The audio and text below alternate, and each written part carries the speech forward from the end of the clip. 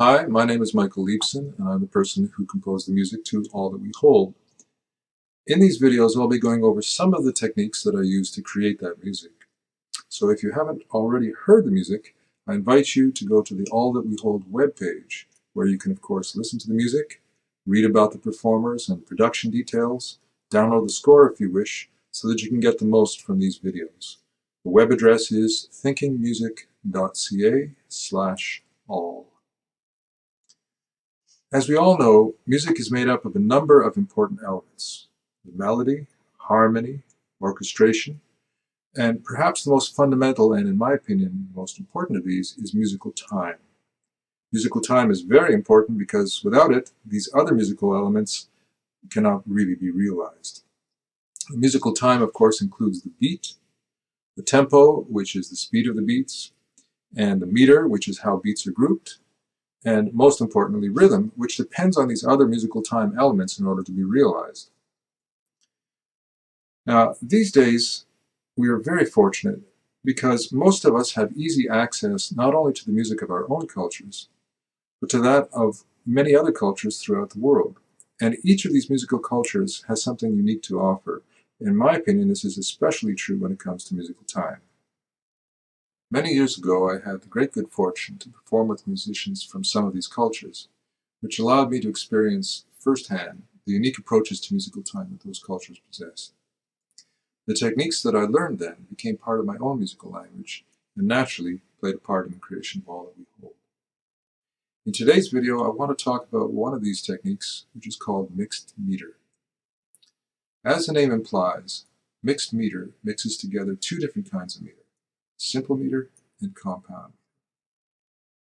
Simple meter employs ordinary notes as beats, and those beats can only be equally subdivided by two or multiples of two. The top number of a simple meter time signature tells us the number of beats per bar, and the bottom number tells us which kind of note is being used as the beat. Examples of simple meter are 4/4, 3/4, 2/2, 2/4, and so on.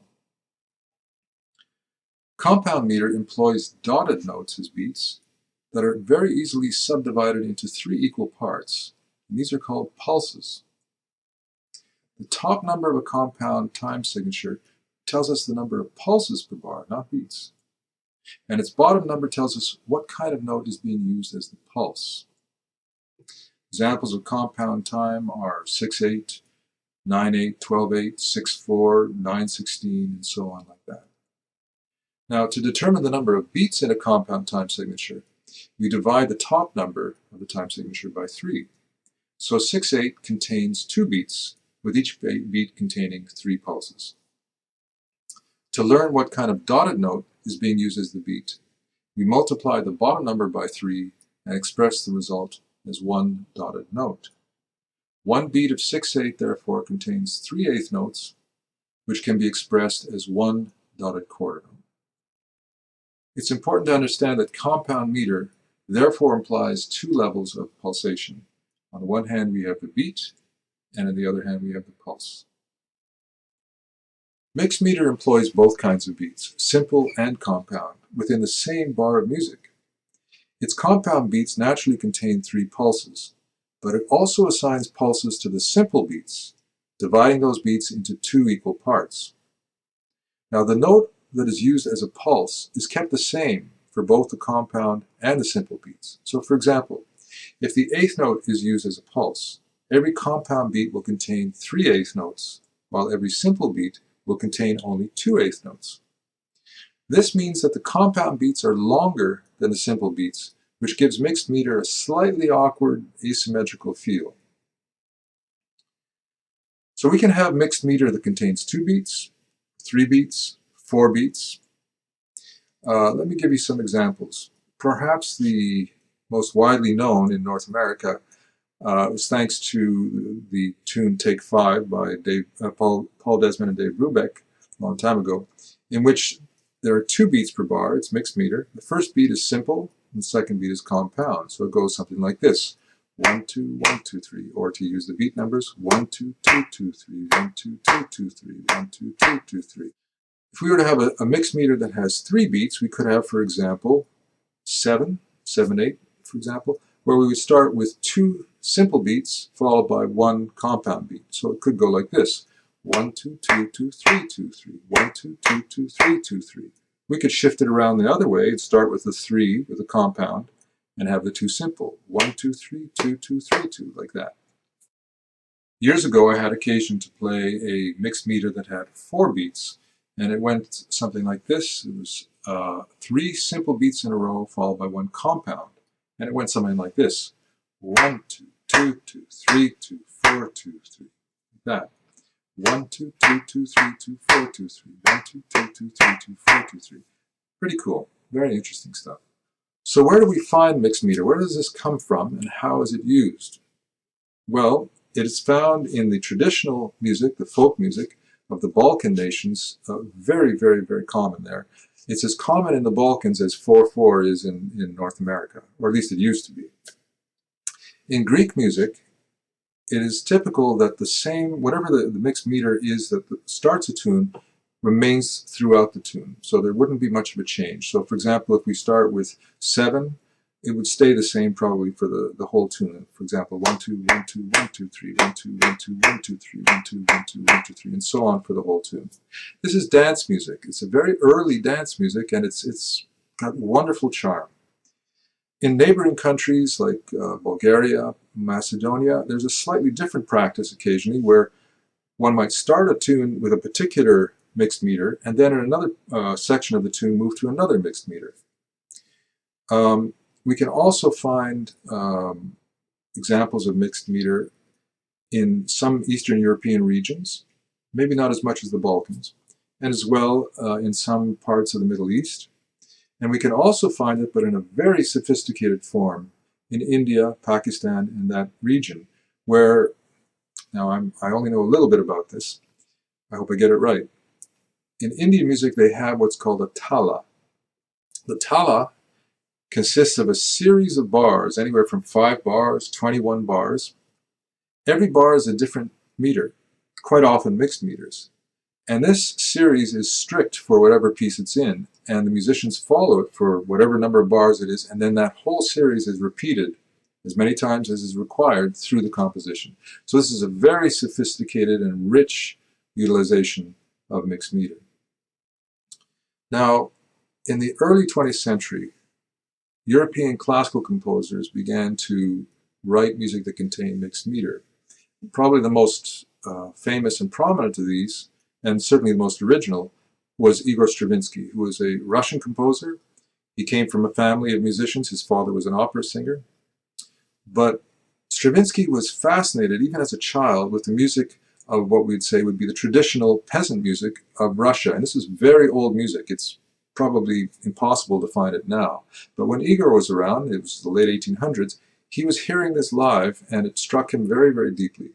So as he developed as a composer, he began to develop what he was hearing in really a very original and ingenious way.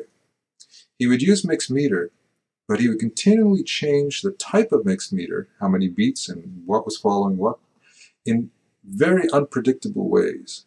Now, instead of this sounding chaotic, the effect is that it's incredibly interesting. It keeps the listener's interest, and it's very powerful.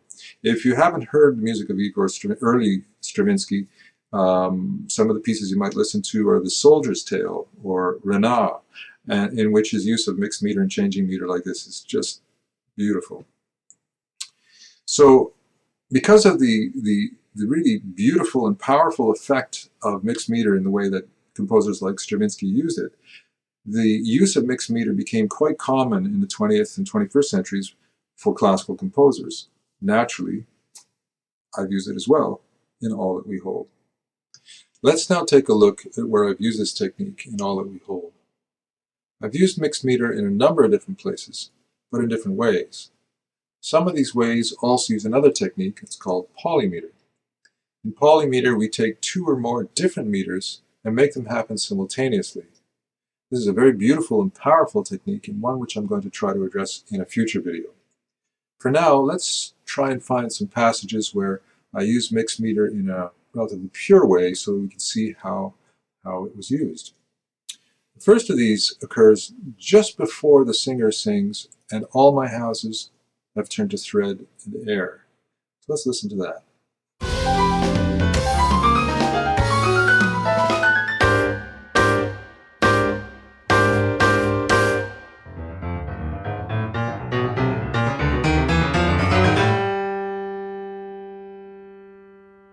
And all my houses have turned to thread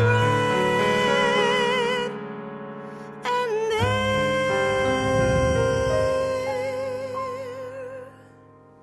The second place where this occurs is a very similar passage. It's just been transposed, a couple of notes changed, and that's at the very last bars of the piece. Again, it's the piano playing solo, very, very low, fast, and aggressive passage. Let's listen to that.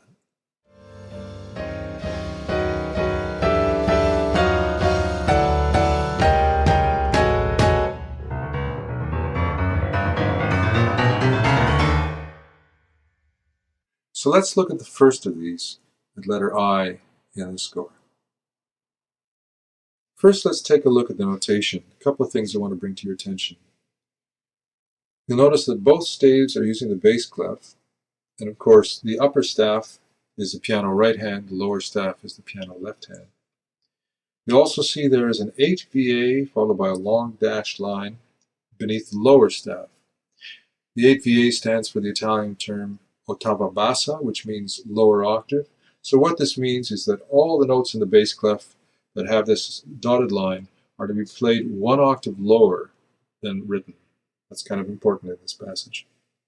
You'll also notice the movement between the right hand notes and left hand notes. I want to briefly go over that for you.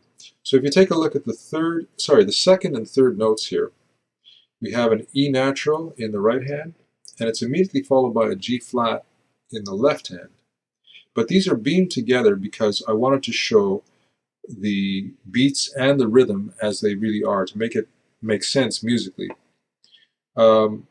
As for this kind of strange looking fingering, this is a relatively difficult passage to play quickly. I went through many different fingerings before I found that this fingering, for me at least, was the most efficient. So now let's see how I used mixed meter to create this passage. First thing we got to do is look for the notes and rests that are beamed together. Now, in music notation, it is common practice to beam together notes and rests that belong to the same beat. And I've done that here. And this allows us to see the beats, first of all. They are all beamed together. So if we take a look, first we see a 16th and a 32nd note beamed together. That shows it's one beat.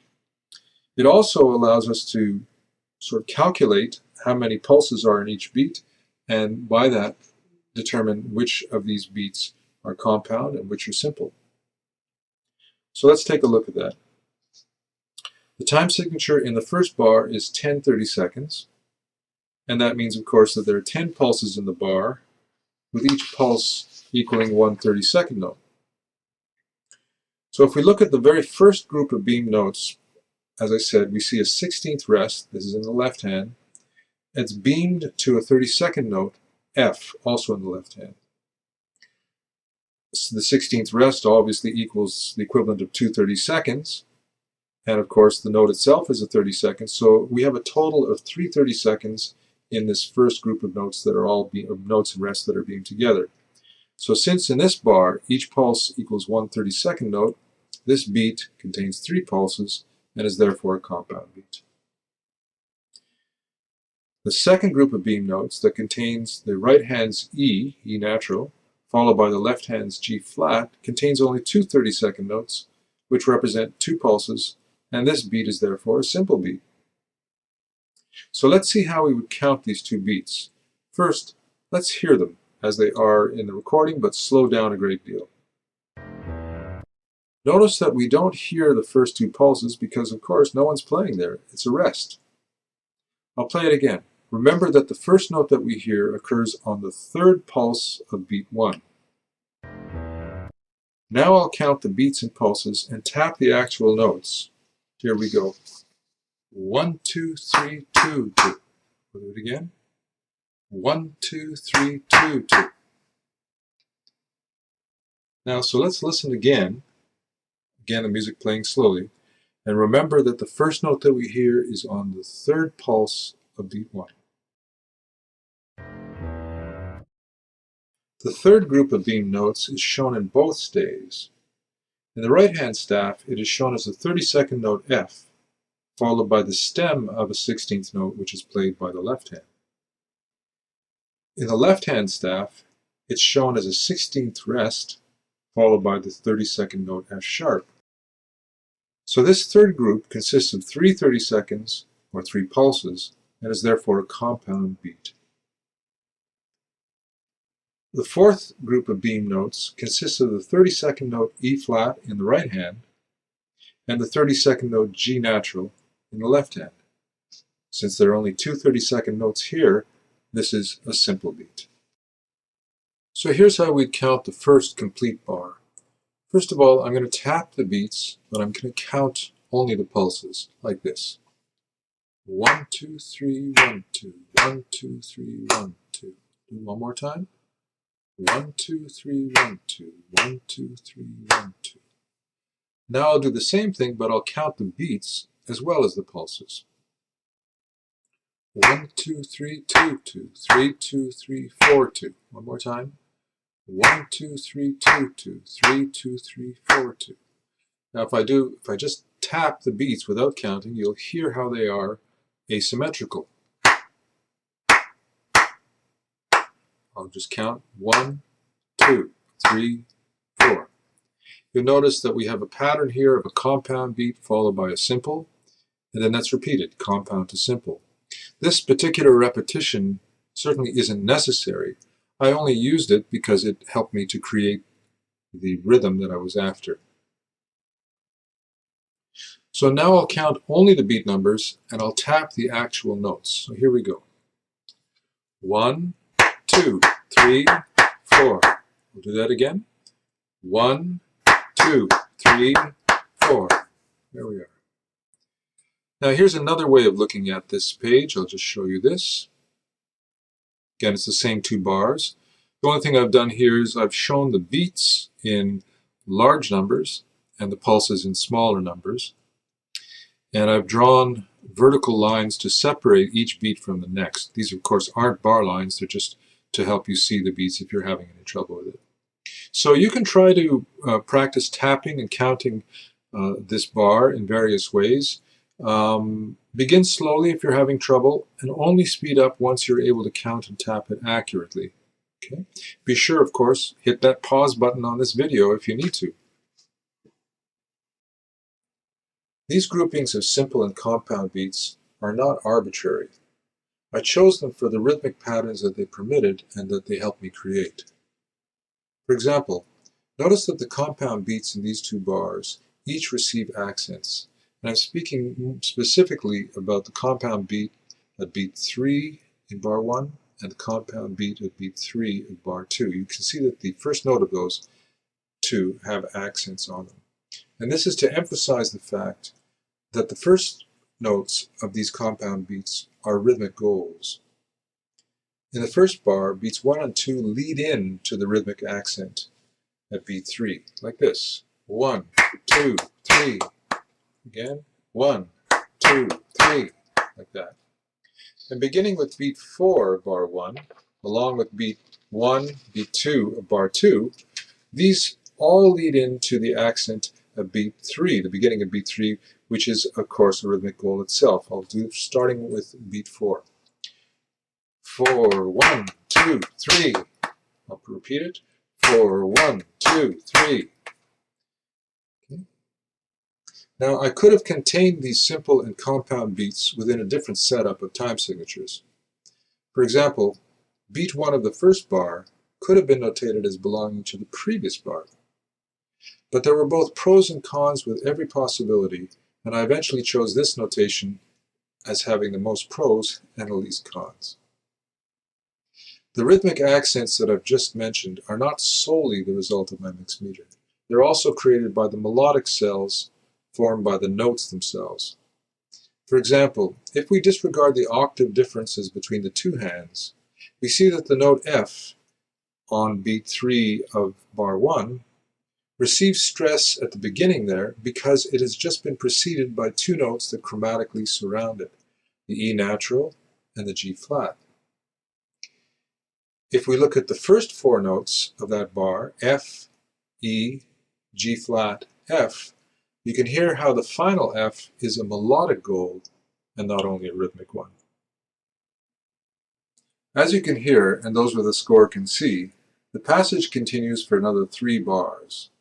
The first of these is another bar of 7/32, followed by a bar of 3/16, and then a bar of 5/32, which climaxes on beat 1 of a bar of simple meter 4/4.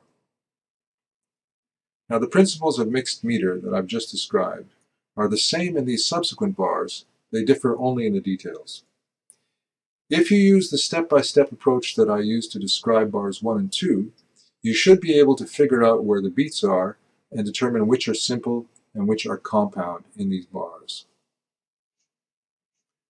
Now mixed meter is a very powerful aspect of musical time, and like any other compositional technique, learning to use it takes time, takes practice, and takes patience. But it's a beautiful technique, and if you don't know it already, I strongly encourage you to try it. It will add depth, dimension, and interest to your compositions and your playing. So today I've been wearing my composer's hat to briefly describe one compositional technique. If I were wearing one of my other hats, for example, my music theory teaching hat, my approach would be very, very different. I would take the students step by step and very, very methodically so that they would not only completely understand these techniques, but would confidently be able to use them by the time we reach the end of our studies. I only teach a small number of students at any one time, but those who are interested could check out the studies page at my website, which is thinkingmusic.ca, to have a look at how I teach. So, thank you very much for watching, and I will see you at the next video that I post.